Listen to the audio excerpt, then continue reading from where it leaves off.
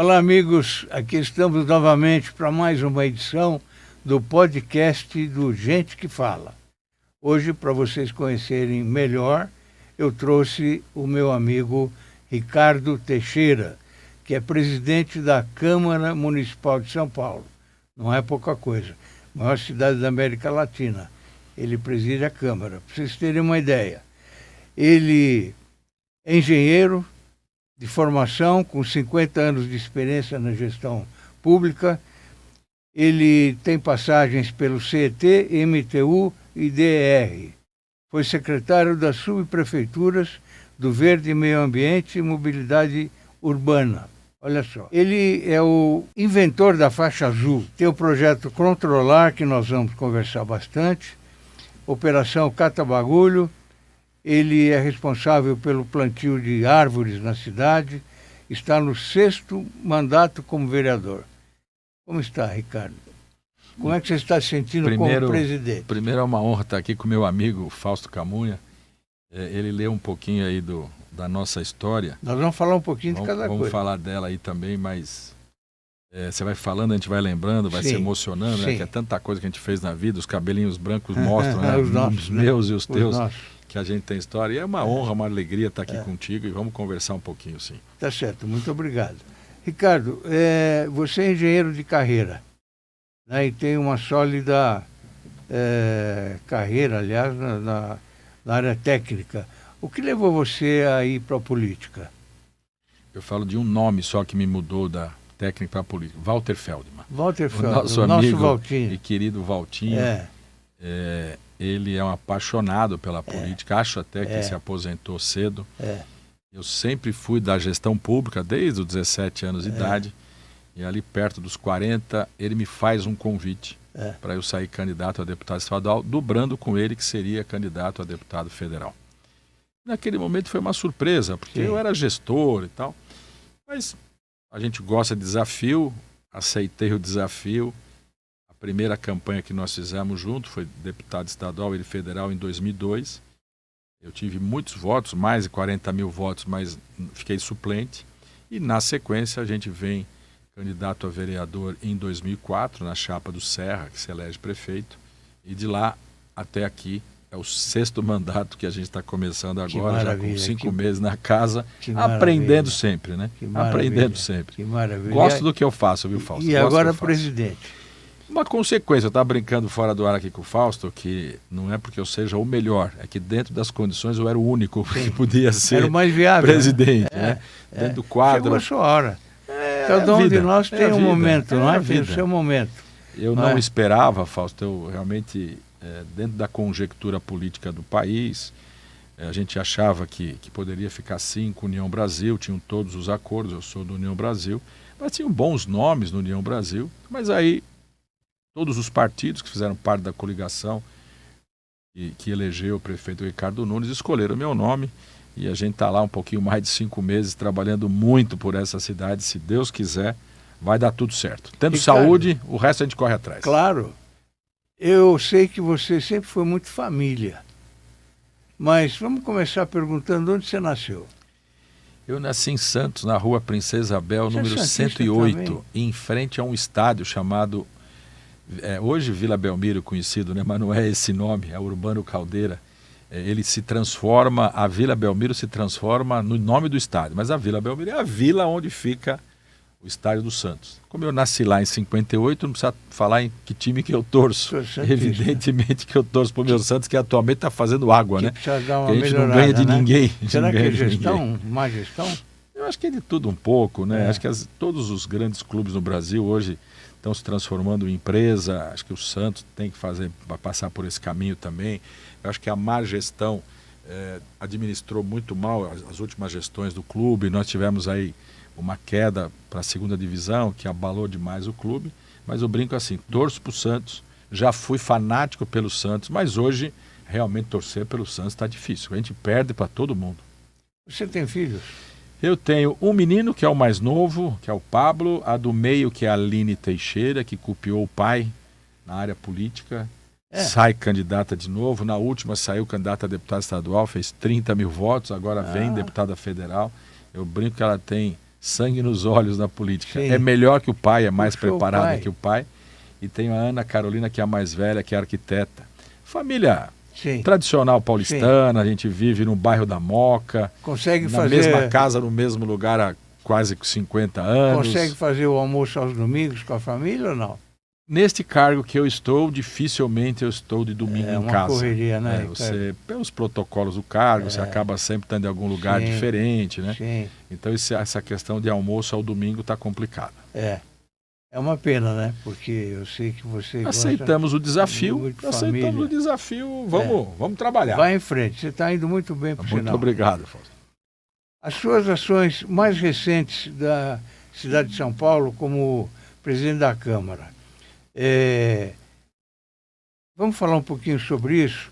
Regulamentação do mototáxi e segurança no trânsito, por exemplo. Então, eu acho que é o grande debate. Eu vou falar aqui da cidade de São Paulo, mas a gente pode, até pela explicação que eu vou dar, a gente pode colocar isso para o planeta inteiro.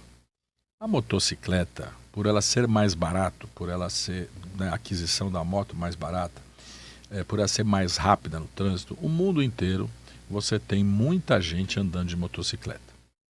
Se a gente pegar só a cidade de São Paulo, se você pegar a última pesquisa origem e destino do metrô, pega todas, Fausto. Sempre o transporte coletivo transporta mais gente do que o transporte individual.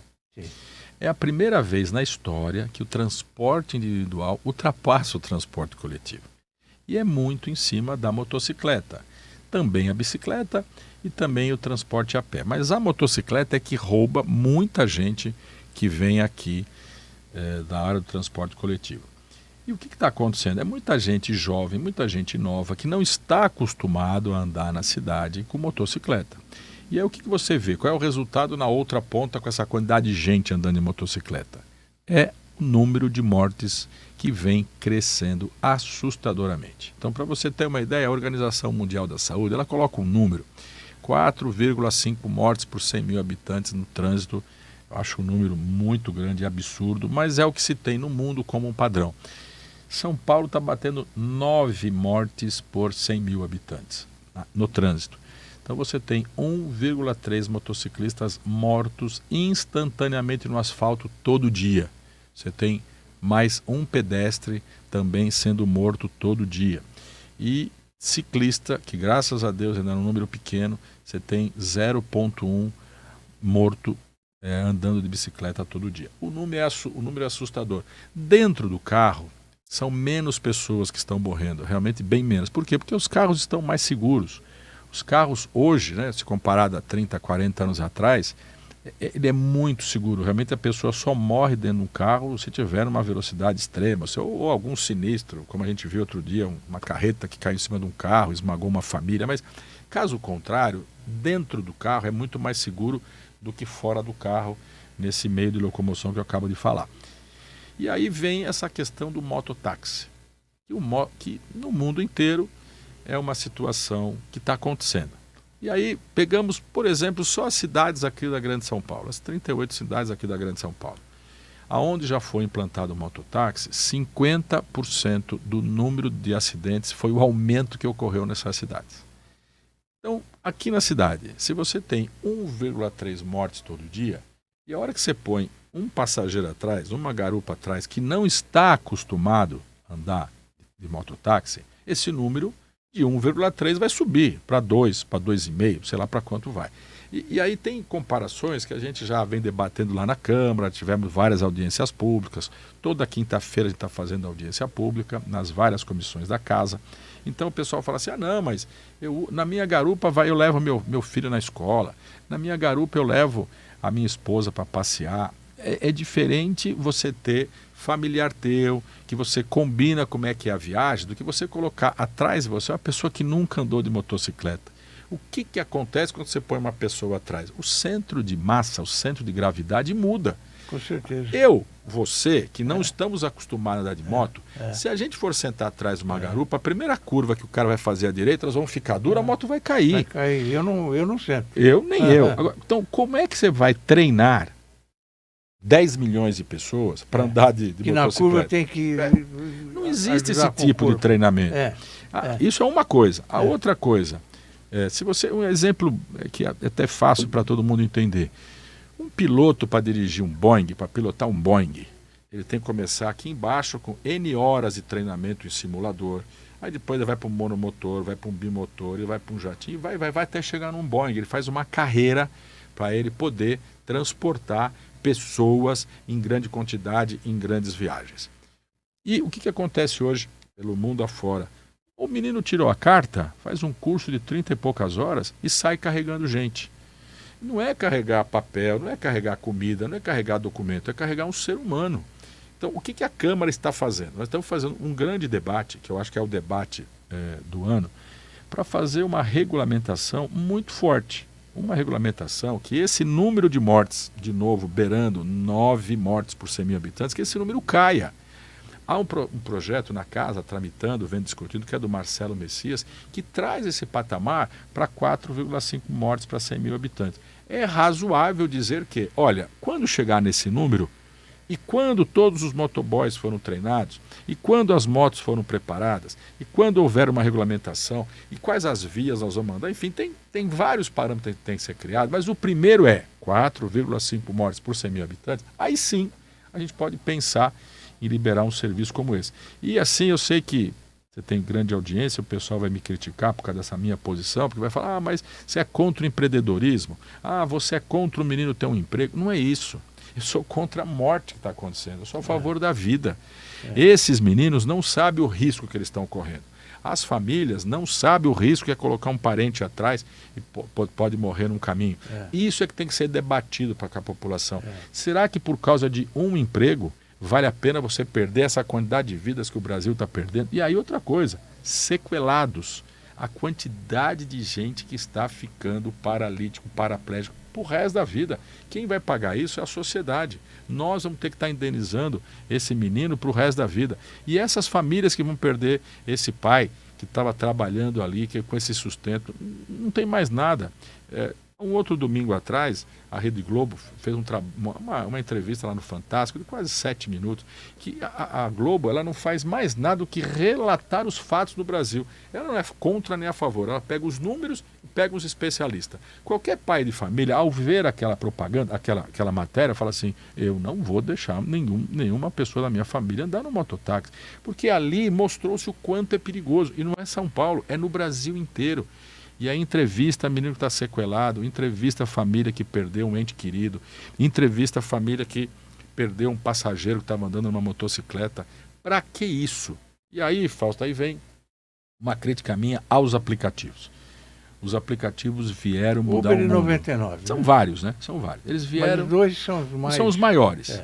Eles vieram mudar o mundo em diversos setores. Eu não sou contra a tecnologia, eu não sou contra a evolução, eu sou engenheiro eletrônico, eu sou a favor da inteligência artificial, eu sou a favor de tudo que é modernidade e o ser humano precisa. Mas os aplicativos não mandam na cidade, não mandam. Não dá para chegar aqui e falar assim, olha, a partir de amanhã vai existir mototáxi na cidade. Olha, eu estou falando aqui há quase 3 minutos. Mas eles não pensaram nisso. Eu digo aqui, essas empresas de aplicativo, elas só pensam no lucro. Elas não estão nem aí com quem está transportando, nem aí com o passageiro que está sendo transportado. Eles só estão preocupados com o lucro. Eles não estão pensando no que vai acontecer na saúde pública. Eles não estão nada preocupados nessas famílias que vão ficar sem os seus pais, são o ganha-pão da família. Eles não estão preocupados com isso. E no mundo inteiro é assim. E o mundo inteiro vem reagindo contra essa questão dos aplicativos quererem mandar no nariz do prefeito. Porque eles falam, não, mas tem uma lei federal que diz que pode, o que a prefeitura tem que regulamentar, que o serviço já existe, então não pode proibir. Também é uma mentira. Também nós achamos, diferente disso, que lá na lei está escrito que cabe à prefeitura regulamentar, cabe, desde que haja necessidade. Então, de novo, eu não sou contra o serviço. O que eu quero é que a população debata, discuta e a população tome essa decisão se vale a pena ter esse serviço na cidade. Desculpa se eu fui muito longo, Não, que é o assunto esse muito assunto grande, muito forte. Assunto do atual, assunto do dia, que diz respeito à cidade, né? Eu até aproveito para convidar o nosso espectador para se inscrever no YouTube e também acessar o nosso sininho que aparece lá. E se puder, dê a sua opinião sobre o mototáxi, se você é a favor ou se você é contra. Você é autor do corredor de moto, né? Eu era secretário de Transmobilidade, como você falou aqui no meu currículo, e eu sou inquieto com essa questão de acidentes de trânsito. Desde os meus 17 anos de idade, quando eu entrei na Companhia de Engenharia de Tráfego, eu não sou um fundador, mas o fundador foi o Roberto Scaringella, já falecido. A CT, ela começa em 76 e eu entro na CT como estagiário em 77.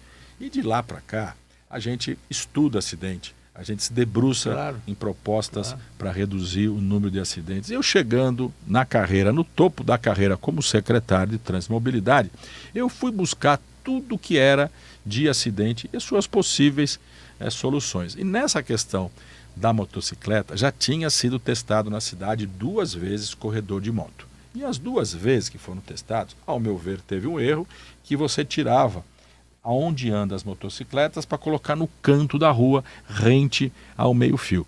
Por que deu errado? Porque, imagina um trânsito parado, você põe um corredor de moto junto ao meio-fio e essa moto mais rápida do que está acontecendo ali no tráfego. O que aconteceu? 670% de aumento no número de atropelamentos moto-pedestre.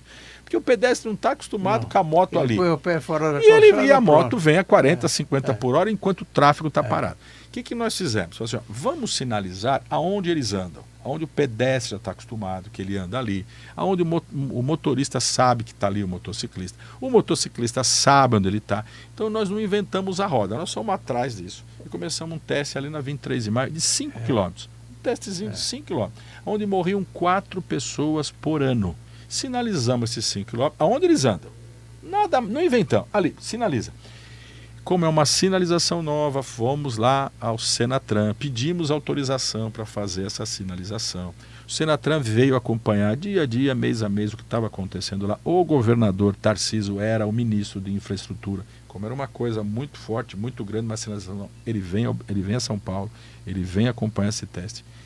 Fausto, 1 ano depois, nesses 5 quilômetros, nenhuma morte.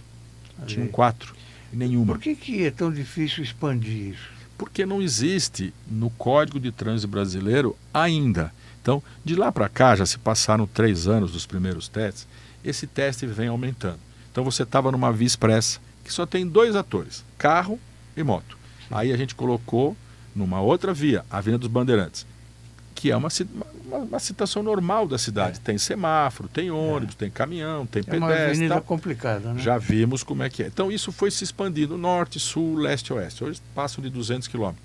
Santo André já está testando, Salvador já está testando, Rio de Janeiro já está testando. Então o que fez a Secretaria Nacional de Trânsito? Começou a fazer esse teste no Brasil inteiro. Deve sair uma resolução falando como tem que ser essa sinalização, que vai ser válida para o Brasil inteiro. Ainda está em teste, então por isso que essa dificuldade. Agora, uma outra coisa, não é a saída para qualquer coisa no trânsito, não é que vai acabar com as mortes dos motociclistas. E aí eu te falo 2 razões. Primeiro, olha só, a cidade de São Paulo tem 20 mil quilômetros de rua, 20 mil. Cabe 20 mil quilômetros de faixa azul também? Não. Por quê? Porque as ruas são estreitas, as ruas não estão sendo preparadas para isso. Normalmente você vai colocar faixa azul onde você tem um canteiro central, onde você tem uma largura. Então, com todo o esforço feito hoje, em 20 mil quilômetros, nós temos 200 quilômetros de faixa azul. É 1%.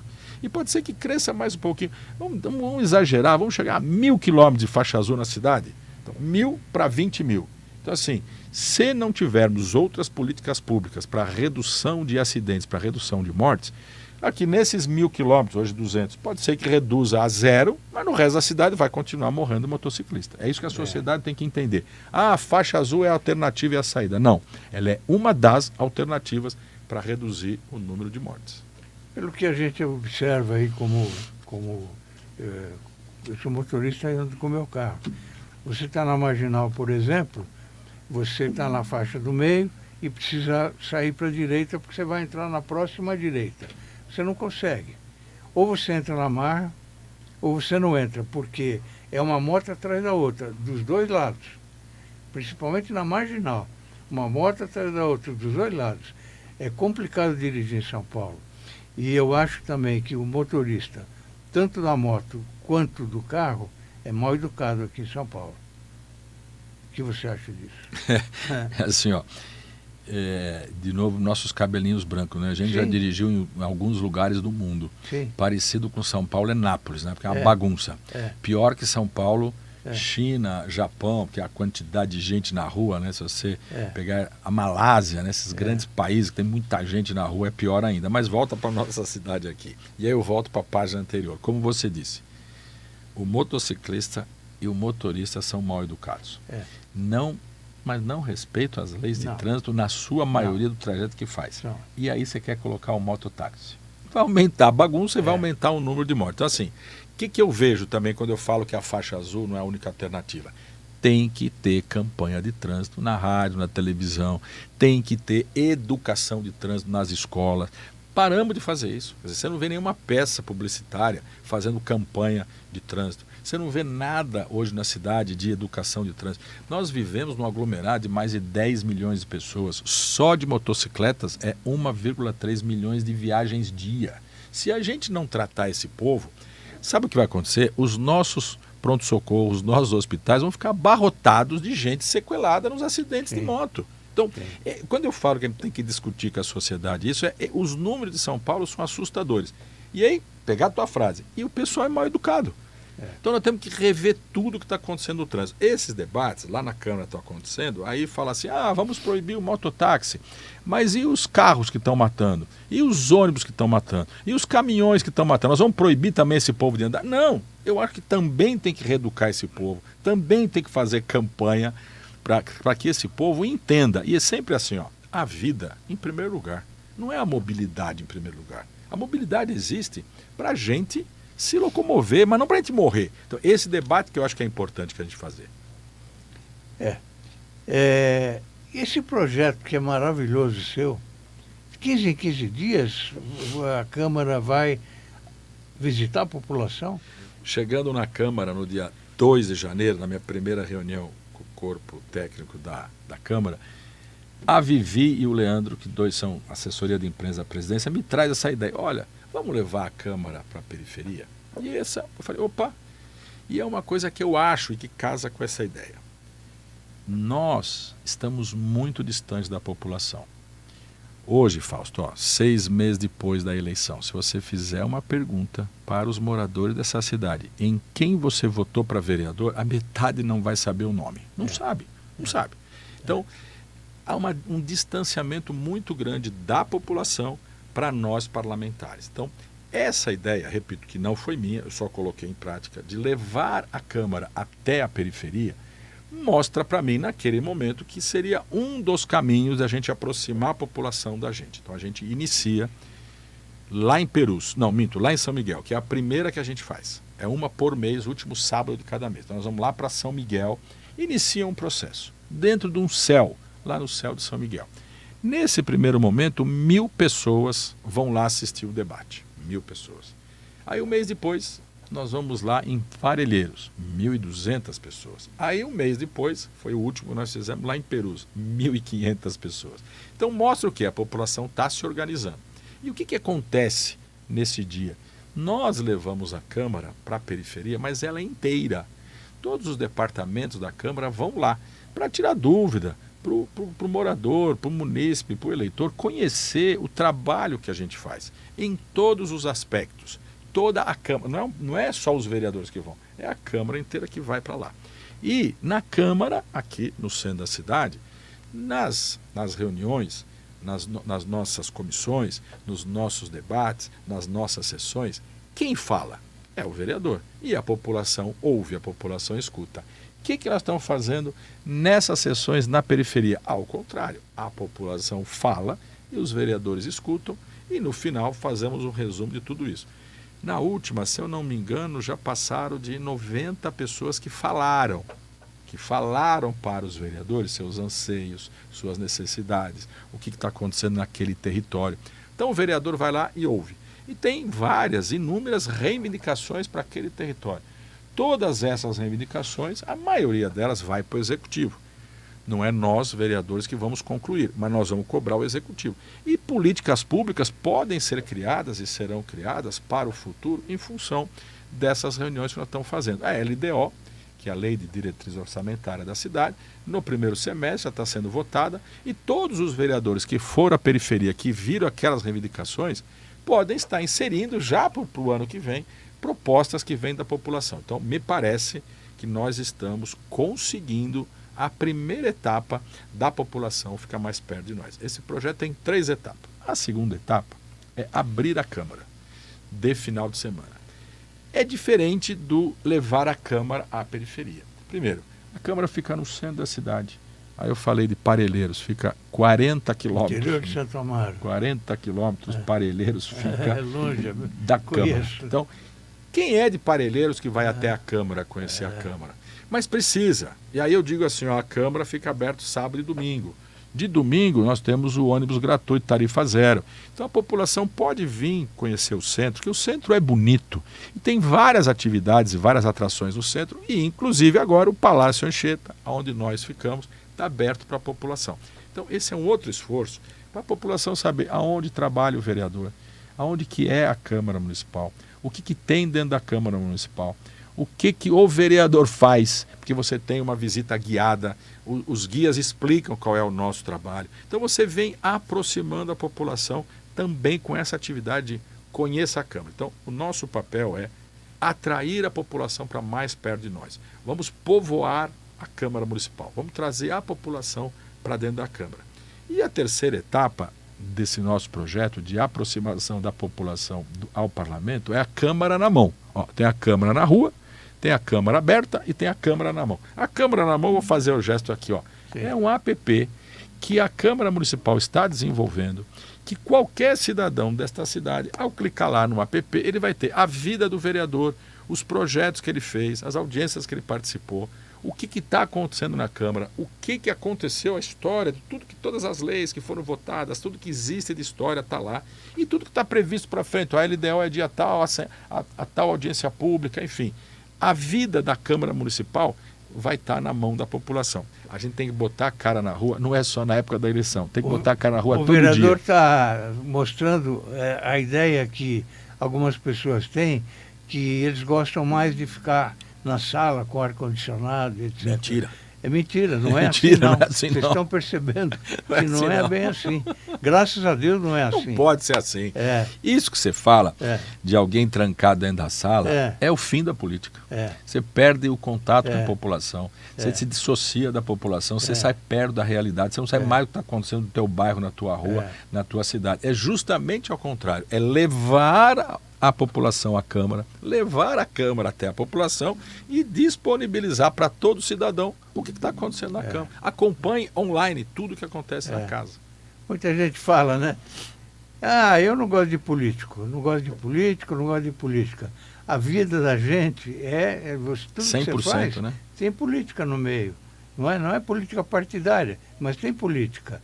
Aí, no caso que estamos conversando, política partidária, que tem que existir. Os dois. Graças a Deus temos uma democracia. Graças a Deus. Que vamos continuar assim. E esse trabalho que você está fazendo, Ricardo, é super importante, porque eu nunca vi a Câmara tão próxima da população como eu estou vendo agora. Obrigado. E eu tenho 62 anos de profissão, de jornalismo. Obrigado. As tuas palavras, para mim, têm peso. Obrigado. Eu realmente estou vendo isso. A sua atuação na presidência da Câmara, como é que é sentar lá no plenário e presidir uma sessão? Olha, então vamos voltar. São quase 20 anos que eu estou na casa. Sim. Eu nunca participei da mesa. Sim. Você nunca participou da mesa? Não, nunca participei da mesa. Eu sou o que eu costumo dizer, e até batizado pelo padre Geraldo, lá da Zona Leste, que aproveito e mando um beijo no coração do padre Geraldo. Ele me apelidou de vereador Amassa Barro, porque o meu papel de parlamentar, e eu falo que a minha política é a política Robin Hood, tirar dos ricos para dar para os pobres. Então, o tempo inteiro o meu mandato é na rua, ouvindo o que a população quer, ouvindo e vendo os problemas que eles têm, e indo buscar a solução. Então, meus 20 anos de mandato foi... Não nunca me preocupei com a mesa, nem sabia como é que era o rito da mesa, não sabia nada. Aí, de repente, né, como eu estava já falando para você aqui, fui escolhido presidente sem saber o que eu tinha que fazer no dia a dia. Então, o mês de janeiro, a minha família viajou e eu trabalhei. Eu fui aprender o que era ser o presidente. O seu rito, procedimento, as suas regras, né? Os seus regulamentos. Né? É isso, teve que aprender. E aí, como eu sou, você que me conhece, mas tem gente que está nos vendo aqui que não me conhece. Eu sou parlamentar, eu sou de ouvir as pessoas. E eu levo esta cultura para os 54 vereadores, meus pares. Então, eu sou um presidente de um parlamento. Então, eu sou um presidente parlamentarista. Tudo que eu faço na casa, eu faço combinado com os outros 54 pares. É mais difícil? Sim, porque você pode, o presidente tem essa prerrogativa de passa o rolo compressor, pauta o que você quiser, vota da forma que você quiser e fim. Eu não tenho esse... A minha personalidade não é assim. Eu costuro com todo mundo, eu converso com todo mundo. A gente prepara a semana. A minha reunião de colégio de líderes é dentro do maior salão que a gente tem. Cabe 200, quase 300 pessoas sentadas. A gente lá no oitavo lá no andar? Salão Nobre, no 8º andar. Eu chamo todos os vereadores, não só os líderes ficam na mesa comigo, mas os demais vereadores e seus assessores fazem parte. A gente discute a semana, como é que vai ser. É mais gostoso para mim. Me parece que está indo bem. Nós estamos destravando a pauta. Algumas briguinhas normais da oposição com a situação. E é normal. O que a oposição pode fazer? É travar a pauta, não deixar votar. E a gente vem discutindo. Tem dias lá que, pelo menos uma vez por semana... Normal. A gente vota 30, 40 projetos de vereadores. A casa, na história que eu estou lá há 20 anos, eu nunca vi tanta votação no mesmo dia e semanas seguidas. Então, assim... É uma forma diferente. Eu estou lá, como eu disse, há 20 anos, cada presidente com o seu rito, com a sua forma. E eu sou essa característica que você conhece de conversar. Se eu estou num parlamento, eu falo com a população, por que eu não vou falar com os meus 54 pares? E estamos indo. Se nós estamos indo bem ou estamos mal, depois fica o legado, fica a história, e aí os nossos pares vão me criticar, ou vão sugerir, ou vão me colocar naquilo que eu fiz, aquilo que eu deixei de fazer. E quem se expõe é assim mesmo. Eu estou exposto a críticas, a sugestões e é difícil, que eu já fui em vários programas e me pergunto sobre, mas há uma demora, gastaram-se mais do que 15 dias para se colocar CPIs. Eu falei assim, vai acabar tudo no mesmo ano, não vai? 15 dias depois, mas está bom, está andando. Mas as comissões estão andando e tudo com muita discussão, mas sempre tem sem briga. Do contra, né? Eu acho que, olha, eu reduzo a uma palavra.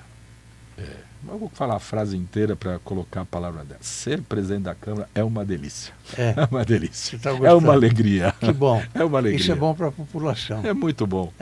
Bom a população tem que sentir que o parlamento é ao lado dela. É leve, é alegre, faz parte da cidade. Não uma coisa carrancuda, briguenta. Sempre ouvia falar, votaram às 2 da manhã. 9 horas.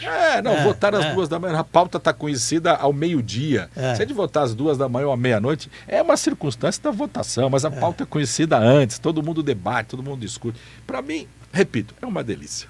Você é uma pessoa muito simples, né? Eu vim aqui, já brinquei com ele, que eu não vim preparado. Ele me esperava de terno e gravata. Não, eu vim como eu ando sempre, de camiseta. Não, é bom o espectador ver isso, porque você realmente é uma... Conheço há anos você. A gente já fez programa junto na Trianon, né? Sempre convidado por ele. Sempre foi muito simples. E é assim que tem que ser, né? Eu fui secretário 2 vezes, né? Do Estado e do município. Você tem história para contar. Tem história.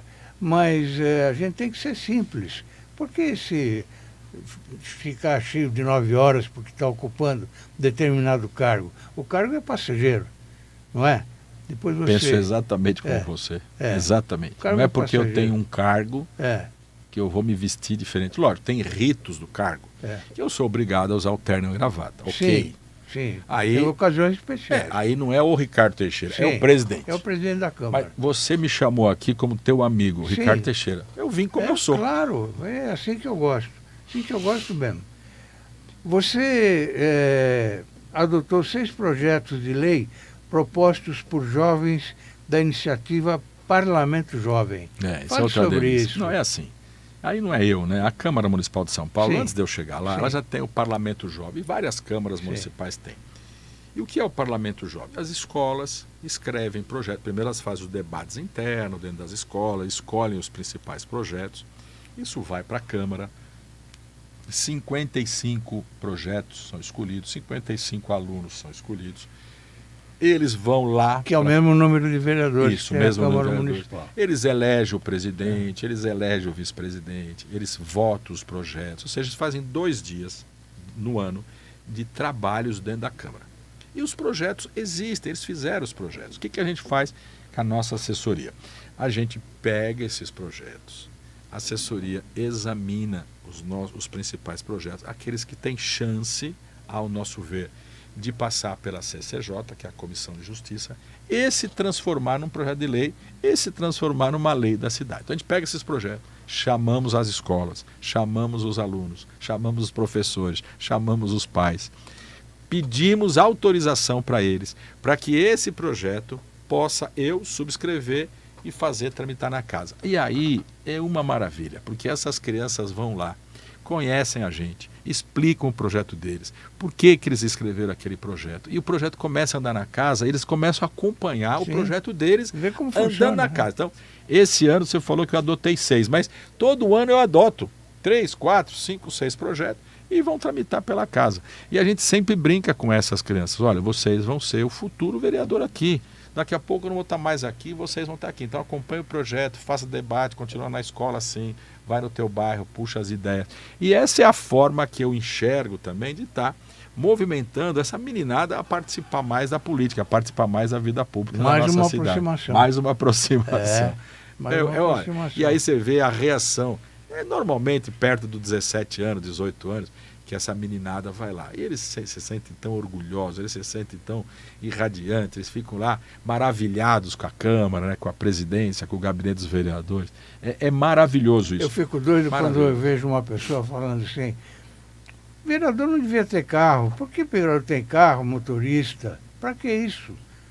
Claro que tem que ter. Como é que ele vai dirigir o carro dele? Não é? A cidade é muito grande. Como é que você dirige seu carro, vai no evento, tem que estacionar o carro? Não tem sentido isso. Eu assim, Fausto. Está trabalhando, não pode usar o carro para coisas particulares. Para te falar a verdade, eu estou no 6º mandato. Até o 4º mandato eu não usei o carro da Câmara, eu usava o meu. No 5º mandato para frente é que eu comecei a usar o carro da Câmara com motorista, até por causa da idade que você fica e a quantidade de horas que você dirige. Aí fica mais perigoso, né? Você vai acabar batendo o carro na rua. Sim. Mas assim, é difícil numa cidade-estado como a gente vive, tão grande como essa cidade que a gente mora, a gente se locomoveu o tempo inteiro. Não, e é a cabeça. Você e hoje tá indo pro você evento, tem que estar respondendo, você tem que estar falando. Evento, você tem que pensar. Pensar, Poxa, é isso. Eu vou ter que falar lá como é que eu organizo a cabeça. Vai organizando a cabeça, né? E dirigindo não dá para fazer isso. Você presta atenção não tem como. No trânsito E não é uma mordomia, né? É uma ferramenta de trabalho, é uma necessidade do trabalho. É uma necessidade, é isso mesmo.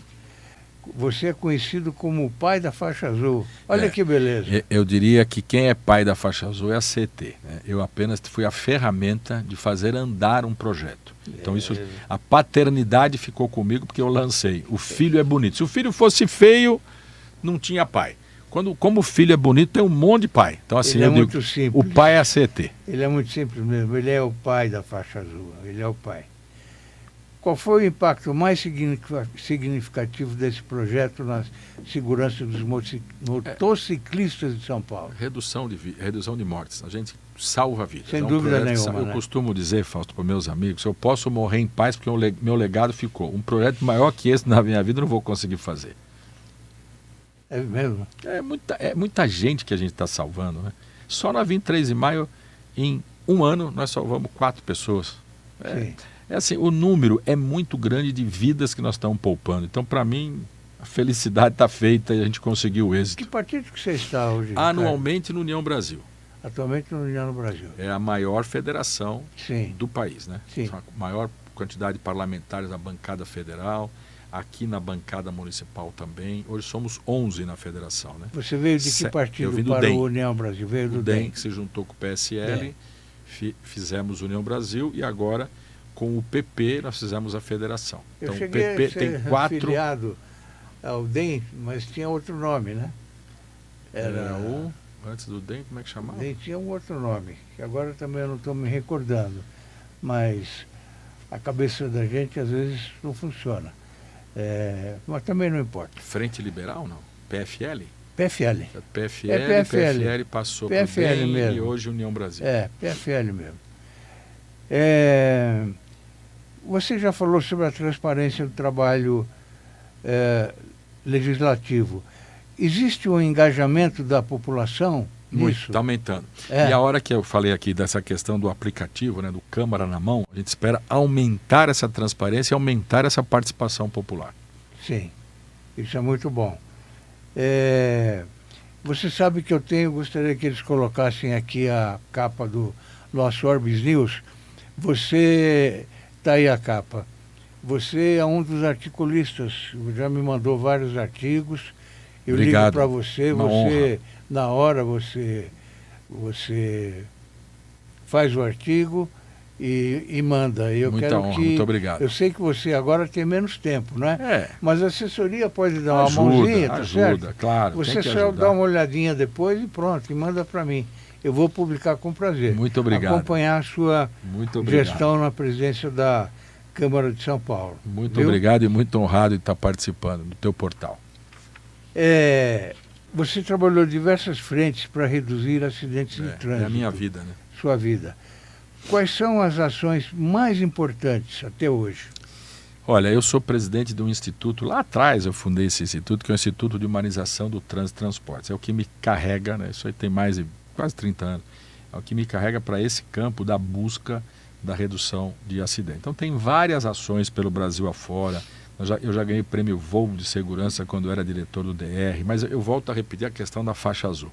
Por mais que eu tenha feito para ajudar na redução de acidentes, eu acredito que a faixa azul, projeto feito por nós, é o que mais deu resultado, é o que mais salva vidas. E já pedi para o governador Tarcísio que comece a fazer teste também nas rodovias, porque as rodovias que chegam na cidade de São Paulo, então, Castelo Branco, Raposo, Anchieta, Imigrantes, Ayrton Senna, as estaduais que chegam aqui, elas representam dentro do município, né? Pega uma Castelo Branco, ela já está dentro do município de São Paulo. Pega uma Anchieta, já está dentro do município de São Paulo. Nós não temos, a prefeitura não pode fazer nada ali naquela rodovia, porque é administração estadual. 20% das mortes nas motocicletas acontecem nessas estradas que são chegadas da capital. Então já pedimos ao governador que faça, eu já fui na Artesp, que a Artesp é que regula essas concessionárias, que faça teste nessas rodovias, porque nós vamos ter que fazer teste, daqui a pouco vai valer nessas rodovias. Eu acho que a escolhida foi a Ayrton Senna, o pessoal da Ayrton Senna já está bem adiantado com o projeto piloto lá, vamos ver se a gente já tem essa implantação e que a gente também faça redução de mortes, redução de acidentes nas rodovias estaduais. É muito importante. Acho que assim, lógico, a gente trabalhou em campanhas de educação de trânsito, participamos de rádio, televisão com campanhas, mas o mais importante é você ver o projeto implantado lá e dando resultado. Então, para mim, a faixa azul hoje é o que mais reduz acidentes envolvendo motociclista.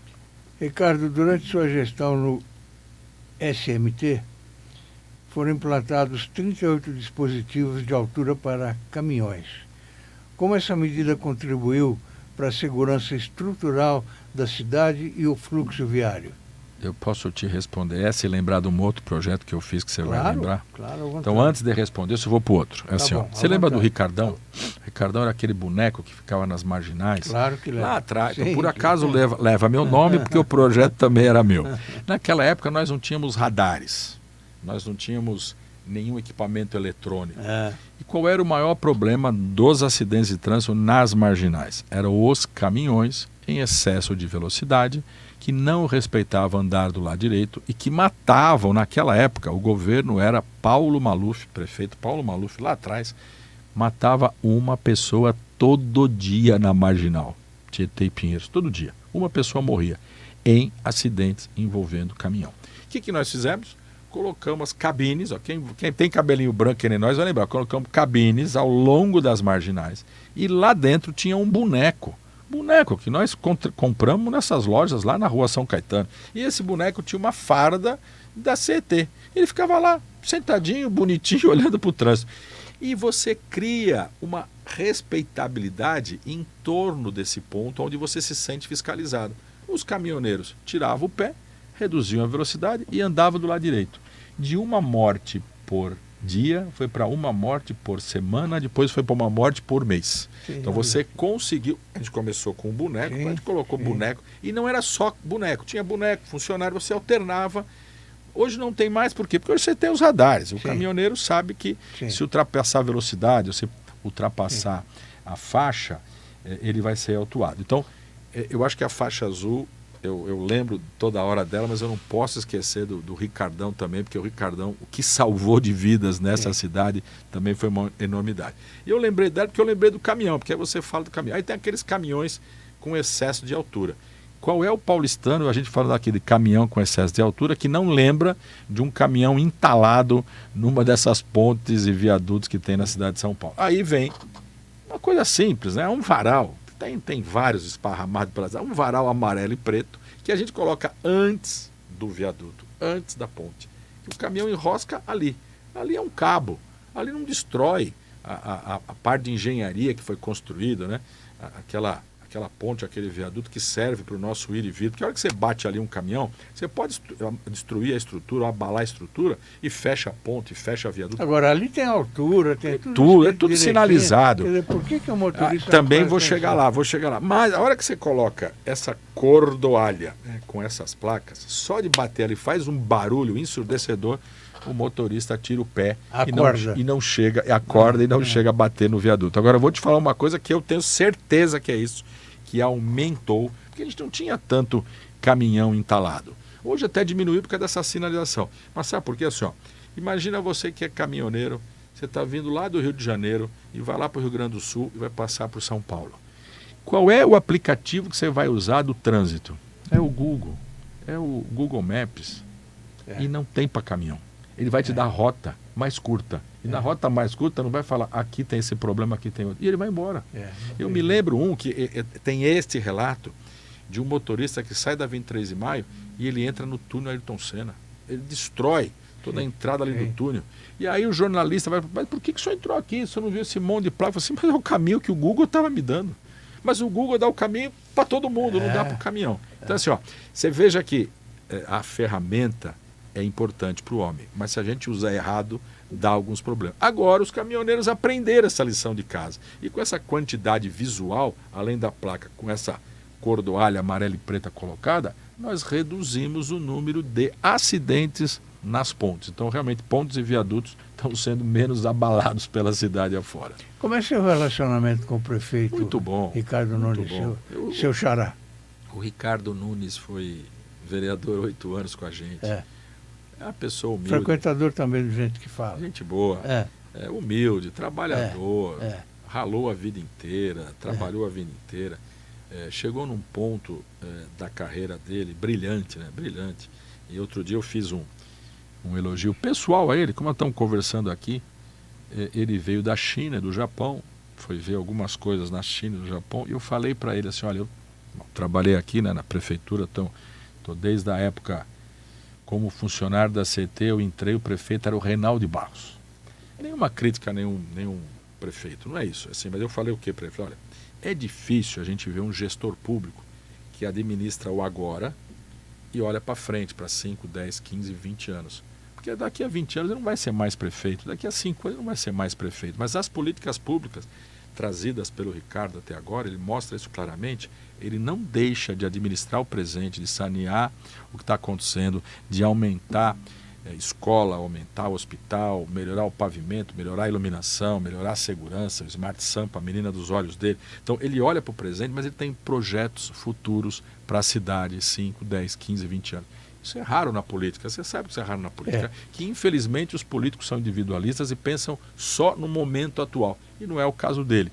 Ele tem essa visão de futuro. Então, e assim, ele é muito fácil de conversa, tá? Você ligar para ele, ele atende, você conversa com ele. Não é porque eu sou o presidente, eu sou amigo. Um conversa com o outro, troca figurinha, se eu vejo coisa importante, eu passo para ele, passa para mim. Então, assim, é um amigo, a relação é muito boa. Tanto foi bem que ele foi reeleito, né? O Ricardo, aí teve aquele fenômeno lá, né, do do influenciador que acabou embaralhando um pouco o primeiro turno, e aí no segundo turno o Ricardo dispara, porque assim, o que a população entendeu na reeleição dele? Que ele trabalhou bem a cidade, que ele não foi eleito, que quem foi eleito foi o Bruno, ele era vice, infelizmente o Bruno morre no 5º mês do primeiro mandato, o Ricardo administra, e depois o Ricardo assume agora o papel dele na reeleição, porque a população viu o quê? Que ele fez aquilo que tinha que ser feito e fez bem feito, né? O seu forte é mesmo mobilidade. Eu gosto, é o que eu gosto. Não é só o que eu gosto, mas é o que eu gosto. Com quantos anos você entrou no CT, 17 anos de idade, eu tenho 66, fazem quase 50 anos. E a CT, ano que vem, faz 50 anos. Vamos falar um pouquinho sobre o plantio de árvores. É um outro assunto que eu gosto muito. Então vamos lá. Eu passei pela Secretaria do Verde do Meio Ambiente, eu fiquei lá 1 ano, e o prefeito era o Haddad. E eu brincava com ele assim, pô, você põe alguém de mobilidade, é que eu era do Partido Verde, você põe alguém de mobilidade para trabalhar na Secretaria do Verde, eu brincava que eu vou asfaltar parque, né? Porque o engenheiro mobilidade quer asfaltar tudo. Lógico que isso é uma brincadeira. E o que a gente fez? A gente, na época, nós começamos o maior plantio de árvores, que continua até hoje, o prefeito Ricardo Nunes tem feito milhares de árvores, né, sendo plantadas. Naquela época, em 1 ano, nós plantamos 100 mil árvores. Só na Moca, que é um dos bairros mais secos, nós plantamos 6 mil. Que hoje, isso aí foi em 2013, 10, 12 anos atrás, você já vê esses bairros mais secos, que começamos lá naquela época, fazer esse replantio, a umidade voltando, principalmente os mais idosos e crianças, a respiração sendo melhorada, você tem a poluição também sendo tratada por essas áreas verdes. Tem muitas ruas que não tinham uma árvore, hoje tem dezenas de árvores. Então, também passei por lá, esse lado mais humanista do político, quando passei por lá, também deixei a minha marca. E tem a questão da Controlar, que você falou aí logo no começo. Quem não lembra da Controlar? A Controlar era aquela empresa que você era obrigado a passar o teu carro uma vez por ano para ver se, era uma inspeção veicular, para ver se o teu carro estava poluindo, se o teu carro estava aumentando a poluição da cidade. Sei lá quantos anos que foi, não me lembro. Mas, por que eu era contra a Controlar? E por que eu fui contra a Controlar? E por que eu acabei com a Controlar? Porque eu achava uma injustiça. Nós da cidade de São Paulo tínhamos a inspeção veicular. Só que no entorno da cidade de São Paulo, mais 10 milhões de pessoas moram, mais trocentos carros circulam e que entram na cidade. Então, quem mora em Osasco vem em São Paulo quase todo dia. Itaquaquecetuba, São Caetano, Santo André, São Bernardo, Mogi das Cruzes, Carapicuíba, ou seja, todas essas cidades do entorno da cidade, eles vinham aqui com seus carros e não era obrigado a fazer a inspeção veicular. Então, qual que era o grande debate à época? Se eu não me engano, o governador era o Geraldo Alckmin. Essa meta, essa tarefa é do governo do estado em colocar a inspeção veicular nas 39 cidades. Não pode pesar só para a cidade de São Paulo a gente fazer a qualidade do ar da cidade, porque os outros carros que circulam... E o que está acontecendo? Para o morador da cidade de São Paulo que não sabe disso, o IPVA, que é um imposto sobre propriedade de veículo, que é pago uma vez por ano, 50% desse recurso vai para o governo do estado, 50% desse recurso vai para a prefeitura local. Então, se você é de Osasco, 50% vai para Osasco. Se você é de São Paulo, 50% é para São Paulo. O que está acontecendo? Eu tinha um carro que não passava na inspeção veicular, eu tirava o meu licenciamento da cidade e colocava numa cidade do lado. Então a cidade estava perdendo a arrecadação e a poluição não melhorava, porque os carros continuavam circulando aqui, porque a Grande São Paulo é praticamente uma grande cidade, né? Que está todo mundo circulando aqui dentro. Então, na época, eu fui até o fim, brigamos no Tribunal de Justiça, subimos até Brasília na briga e conseguimos acabar com, para mim, na época, eu chamava isso de um papa-níquel, né? Porque é como você ir jogar num caça-níquel, que você vai lá e joga, e de vez em quando você ganha. Mentira, você está sempre perdendo. Que era o que acontecia em São Paulo, você gastava, o ar está melhorando, você media, o ar estava piorando. Então nós conseguimos acabar com essa empresa, com esse serviço, que para mim só foi uma arrecadação, não aconteceu mais nada para a cidade. Eu acho que, além do plantio de árvore, a minha passagem pela Secretaria do Verde também deixou esse carimbo por lá. Ricardo, temos um problema agora aí com aquele parque lá da Bela Vista. O metrô vai fazer uma estação lá ou coisa parecida. não é isso? Na Bela Vista. Então, é assim. É o parque, recentemente virou parque. Nós estamos falando do Parque Mário Covas na Augusta ou nós estamos falando do que poderia ser parque lá na área do Silvio Santos? Então, assim, ali no centro da cidade, eu não me lembro, pelo menos agora, de algum parque que... Nós temos uma estação ali na Brigadeiro que está sendo construída, nós temos em Higienópolis aquela linha que está passando, mas assim, aí tem as compensações ambientais, viu, Fausto? Assim, a hora que você tem... Vamos dizer que a gente perca alguma área, como nós perdemos lá no Ibirapuera, se eu não me engano era das bicicletas, que foi construída uma estação, que é inclusive a Secretaria de Esporte do município, nós perdemos uma grande área verde, o metrô faz compensação ambiental em algum outro canto da cidade. Então, quando você trata das leis ambientais, que agora o Congresso está querendo mudar, a gente tem que tomar muito cuidado, as leis ambientais no país, o Brasil, tem uma das regras mais rígidas para as leis ambientais. E eu acho que está correto. Fui secretário do Verde do Meio Ambiente, a gente trabalhou muito em cima disso na Câmara, os projetos de lei que votamos. Eu acho que a gente tem que manter essa rigidez. Então, mesmo que a gente... E a cidade cresce, a gente está vendo o quanto que é importante você ter obra pela cidade inteira, mas você não pode perder a qualidade de vida, você não pode perder a questão da quantidade de verde por cada habitante. É bom porque você é ligado ao verde. Gosto desse tema. Isso. Quando muita gente fala, mas São Paulo não tem verde. Aí, assim, tudo bem, ela é concentrado o verde lá na Cantareira e lá em Parelheiros. 1/3 da cidade, Fausto, 1/3 da cidade, vou repetir, 1/3 da cidade é área verde. 1/3 é área verde. Então, tem alguns malucos que falam, São Paulo não tem área verde. Olha, 1/3 da cidade é área verde. Eu acho que eu já falei demais, hein, pelo amor de Deus. Não falou demais, não. Estou esgotando aqui os teus ouvintes. Eu gosto muito da sua entrevista, porque a gente está falando da nossa cidade, né? Que a gente ama, a gente vive para isso. Onde a gente mora. Sempre tem uma discussão muito brava quando vai haver uma desapropriação, né? A população natural, vai né? para a rua, vai reclamar. É natural, tem que ser assim mesmo. Eu cheguei a morar na rua Iguatemi Antiga, onde depois foi construída a Faria Lima. E a gente morava, eu era jovem ainda, morava na rua Iguatemi. Era um sobrado grande. E fomos desapropriados. E a gente tem que aceitar. A Faria Lima passa por ali. Uma senhora avenida hoje, né? E famosa no mundo inteiro também por outros motivos, né? Tá, a gente pega esse exemplo que está acontecendo agora, nesse momento, lá no Pantanal. Lá no Jardim Romano, onde 1000 famílias serão retiradas e vão ser desapropriadas e vão para outras residências. Então são 1000 famílias onde a água bate pelo menos 1 metro dentro das suas casas quando a gente tem enchente lá no Pantanal. E a enchente do Pantanal é coisa de 30 a 40 anos. Então, o governo do estado, o governo do município está removendo essas famílias. Vai fazer um muro de gabião para sinalizar. Daqui para lá nós não podemos mais entrar essas famílias, não podemos mais ter ocupação. Vai ser requalificada essa área num parque. Está baixando a calha de novo, porque lá é uma limpeza constante. Ou seja, a cidade ela vive. Você falou da Faria Lima, eu estou falando do Pantanal. Desapropriação aqui, desapropriação lá. Nós vamos ter agora a Radial Leste com o novo sistema de transporte. Vamos ter desapropriação no caminho. São linhas de metrô que está acontecendo. Tem desapropriação. A cidade não para de crescer, graças a Deus, né? Essa cidade aqui é uma cidade-estado. Ricardo, você vai ter que voltar outras vezes aqui para a gente sempre falar o mais possível da cidade, né? Como presidente da Câmara Municipal de São Paulo. Eu fiquei muito honrado com a sua presença. Eu tenho a certeza que o espectador gostou, conheceu melhor o presidente e também o papel dos vereadores lá na Câmara Municipal de São Paulo. Muito obrigado pela sua entrevista. Muito obrigado, é uma honra estar aqui com você. Pode convidar que a gente volta. Muito obrigado. E para vocês, até amanhã. Muito obrigado.